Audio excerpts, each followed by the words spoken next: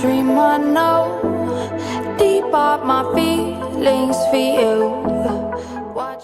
Welcome back to Reality Latest Gist, my good people. Welcome back to your #1 channel for latest news on politics and many other cocoa wey dey sup for inside our white green country wey be Nigeria. And as usual, we don't come back with breaking news, we don't come back with updates, we don't come back with fresh reports we would like share give the general public. And the cocoa now be say the Edo State chapter of the People's Democratic Party don't dismiss claims with the ground.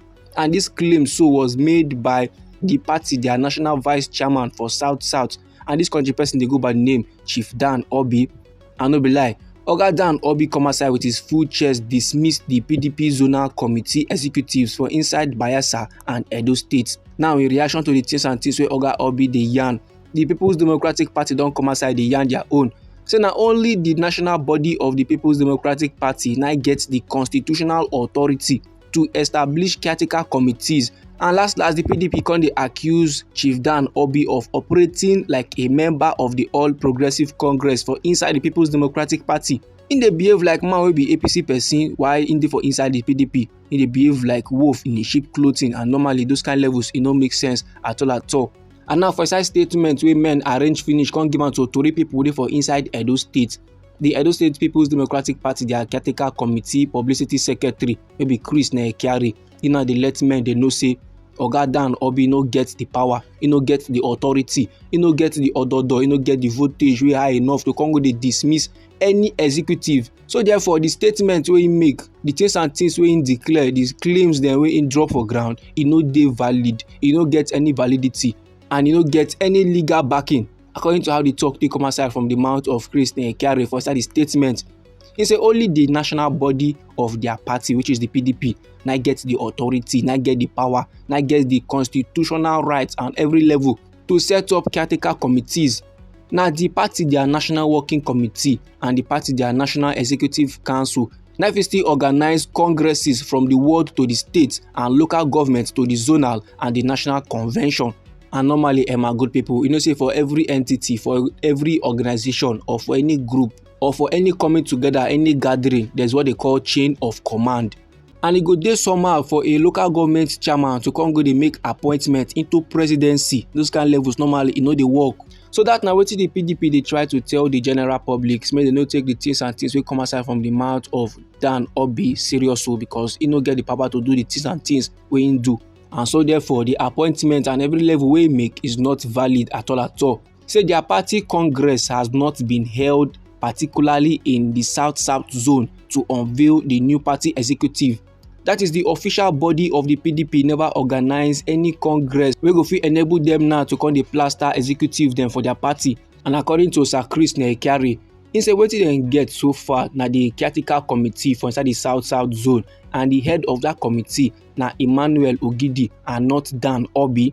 And because the yarn say currently with the things and things with Dan Obi they do so. Say in they support the APC-led government. Say in they praise Senator Monday Okpebholo for the things and things when they do for Edo State. That they show say in don't become APC person. That they show say the People's Democratic Party no dey for a mind at all. And now my good people, sake of this latest, the crisis waiting for inside the People's Democratic Party for inside Edo State now don't escalate further. Tina don't increase gear. And no be lie, report the ground. Say the South Zonal Working Committee of the People's Democratic Party on Tuesday, maybe the 22nd day of April for inside this year, so maybe 2025, they approved the appointment of caretaker committees to oversee the affairs of the party for inside Bayelsa State and Edo State for a period of 3 months. This decision, so whether effective from Tuesday, was made known at the end of a zonal working committee meeting presided over by Chief Dan Obi plus the national vice chairman of the party.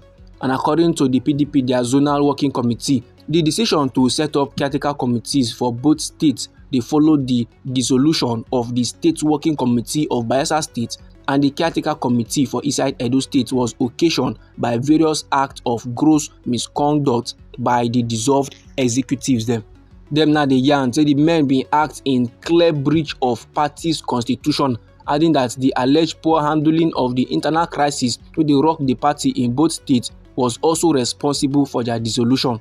Them now the yarn say the men being act in clear breach of their party constitution, and also Their poor handling of the internal crisis wey dey rock their party both for inside Edo State and Bayelsa State is also responsible for their dissolution. And now, my good people, it's no longer news say the People's Democratic Party e don dey stand with one leg. The party is divided, and a house wey dey divided cannot stand.